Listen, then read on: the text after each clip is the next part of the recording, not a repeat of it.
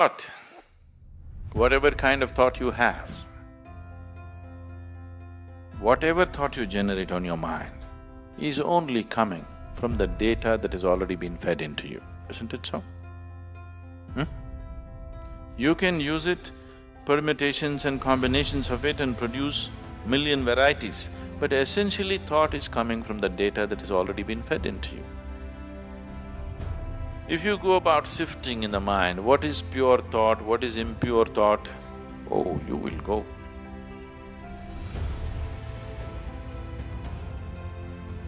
And if you're trying to curb the impure thought and produce pure thought, you've finished. All the things that these so-called religions told people are sins, they have become the full-time activity of human mind.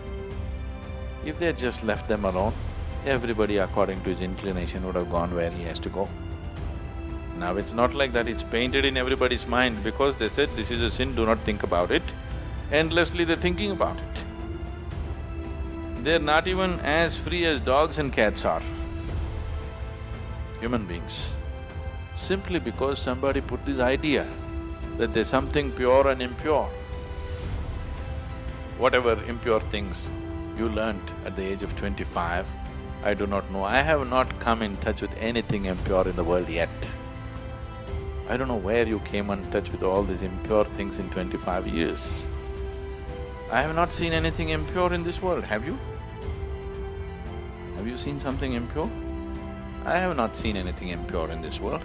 There are different kinds of people with different kinds of problems and limitations and nonsense. I don't think it's impure. Process of purification. In different stages of purity, I see people. And first of all, this idea of pure and impure is a very sick idea. There's just life around you. There's only life around you. If you're labeling certain aspects of life as pure and certain aspects of life as impure, there is a serious problem. I want you to understand this problem is far more serious than most people really look at. It is that serious. Right now, many religions and cultures on the planet have labeled the fundamental biology itself as impure. Yes? Yes, sir. The basic biological processes themselves as impure. Sexuality is impure, a woman's menstrual cycles are impure. What the hell, you're born out of it? Then you are also impure, everything in the world is impure, creation is impure. If you like that word, you can use it.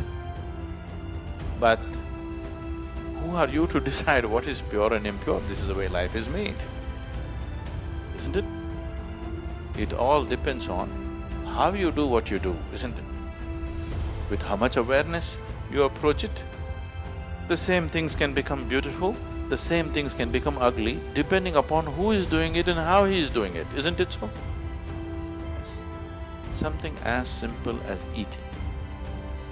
Eating can be a beautiful experience, not just for nourishment, even as an experience, it can be a beautiful experience. Somebody eats like this, just look at that back. Everything can be done like this, isn't it so? Who is doing it? How it is being done, that's what makes the difference. So this prejudice as to what is pure and impure has destroyed this humanity in such a bad way. Pure thoughts and impure thoughts, oh, if you sift through this, you're finished. All thoughts are just junk, okay? Essentially, they're coming from the limited experience of past. These thoughts are useful for your survival process. You picked up some amount of information, you want to survive in the world, this information is useful. If you're looking at life itself, these thoughts are meaningless. What happened yesterday actually has nothing to do with what's happening right now in this moment, isn't it so? But in terms of your survival in the world, you need to remember a few things. You need to use your old knowledge to earn your living on the planet. But in that, don't brand something as pure and impure. This can completely freak your life out. There's nothing pure, there's nothing impure. Life is just the way it is. It's for you to make it wonderful or make it ugly. Every aspect of your life. Yes? Every aspect of your life. You can either make it beautiful or you can make it ugly. If you're aware, you will make it beautiful. If you're doing things compulsively, you will make it ugly. Anything in your life, if you do it compulsively, it becomes ugly, isn't it so? If you do it consciously, it can be made beautiful, everything.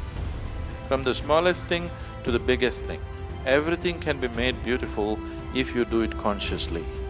And everything can be turned to an ugly mess if you do it compulsively.